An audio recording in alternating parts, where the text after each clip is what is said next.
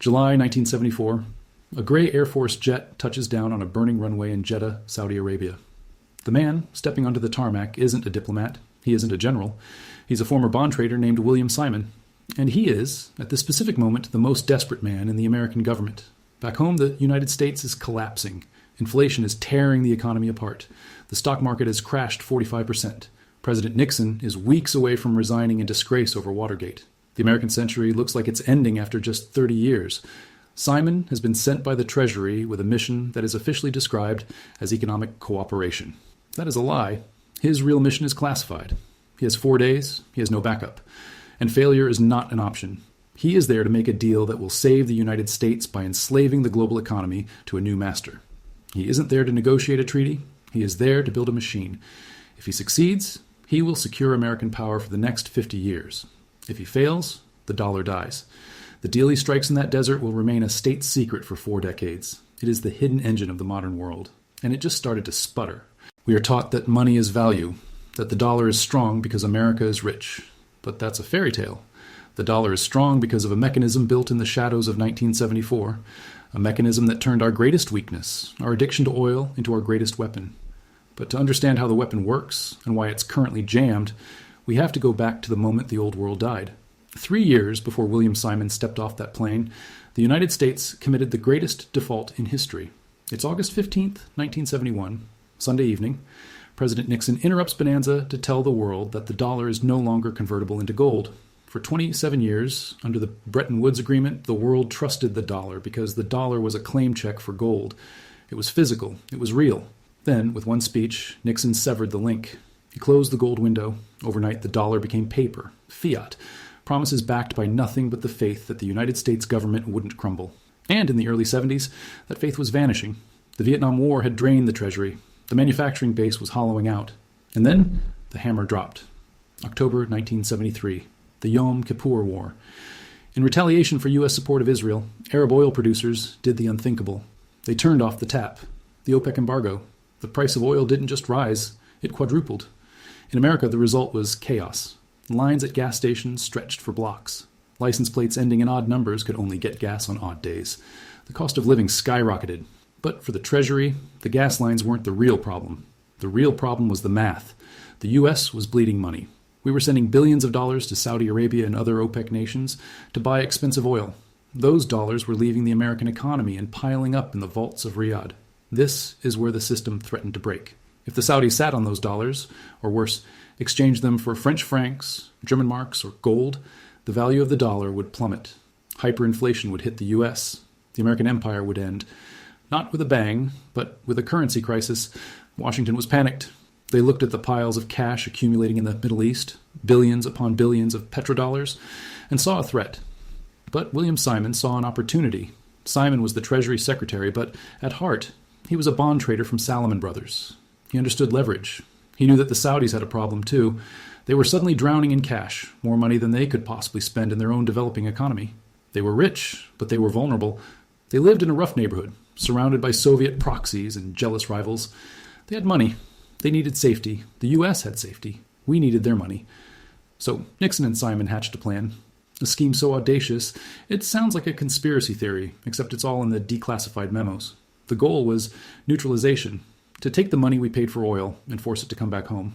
July 1974. Simon arrives in Jeddah. The atmosphere is tense. King Faisal is not happy with the U.S. The embargo has just ended, but the anger remains. Simon's pitch is brutal in its simplicity. It wasn't a treaty, it was a protection racket. The terms. The United States agrees to buy oil from Saudi Arabia and provide them with military equipment, technical aid, and a guarantee of national security. We become their bodyguard. The cost. Saudi Arabia must do 2 things. First, they must price all their oil sales in U.S. dollars. Not a basket of currencies, not gold. Only dollars. This means if France wants oil, they have to buy dollars first. If Japan wants oil, they have to buy dollars first. This creates a permanent artificial demand for the U.S. dollar. Even if the U.S. economy is weak, the world needs dollars to survive.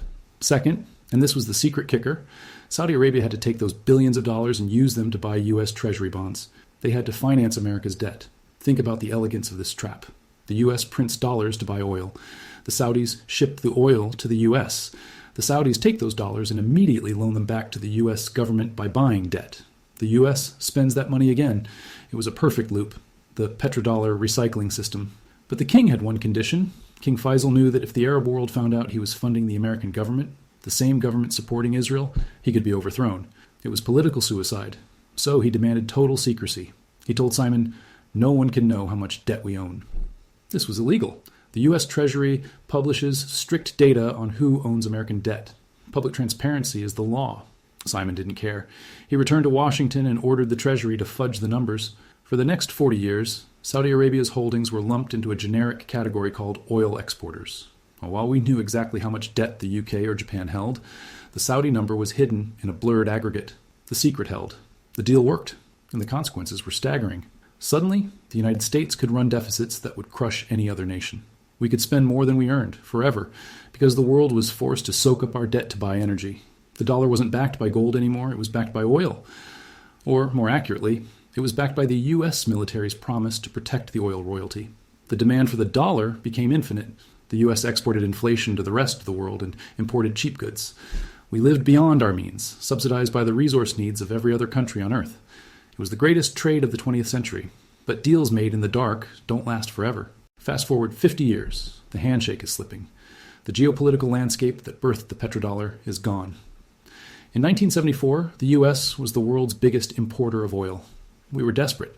Today, thanks to the shale revolution, the U.S. is the world's biggest producer of oil.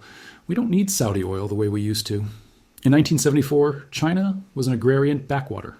Today, China is Saudi Arabia's largest customer. The marriage of convenience is ending because the incentives have flipped. Riyadh looks at Washington and sees a partner that is increasingly hostile, politically unstable, and weaponizing the dollar through sanctions. When the U.S. froze the Russian central bank's assets in 2022, a chill went down the spine of every sovereign capital in the global south. If Washington could cancel Russia's money overnight, they could cancel anyone's. Suddenly, the safety that William Simon sold King Faisal looks like a liability. And so, the Saudis are looking for an exit. In 2023, reports surfaced that Saudi Arabia is considering pricing oil trades in Chinese yuan. They have joined the BRICS alliance. They are buying gold at a record pace. But don't let the headlines fool you.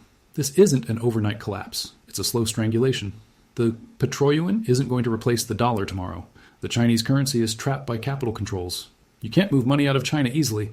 The dollar is still the cleanest, dirty shirt in the laundry. But the monopoly is over. The secret deal of 1974 relied on exclusivity.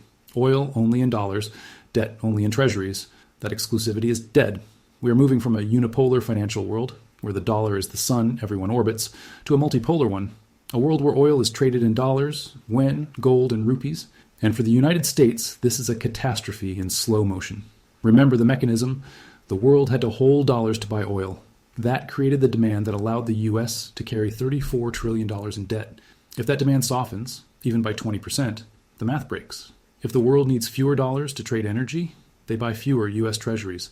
If they buy fewer treasuries, interest rates in the U.S. must rise to attract lenders. If interest rates rise, the interest on the U.S. national debt eats the entire federal budget. We are back to the panic of 1974. But this time, there is no William Simon. There is no secret flight to Jeddah. There is no one left to strong-arm. In 1974, a handshake in the desert bought the American empire 50 years of borrowed time. It allowed us to build a world on debt, assuming the bill would never come due. But history is a ruthless accountant. The deal is expiring. The recycling loop is breaking. And for the first time in half a century, the dollar is standing alone, without the shield of oil to protect it. The question isn't who will replace the dollar. The question is, what happens to a country built on credit when the credit card gets declined? If you want to understand how the next phase of this cycle plays out, you need to understand the asset that kings buy when faith in paper dies. I did a deep dive on gold right here. Subscribe. The cycle is turning. I'll see you in the next one.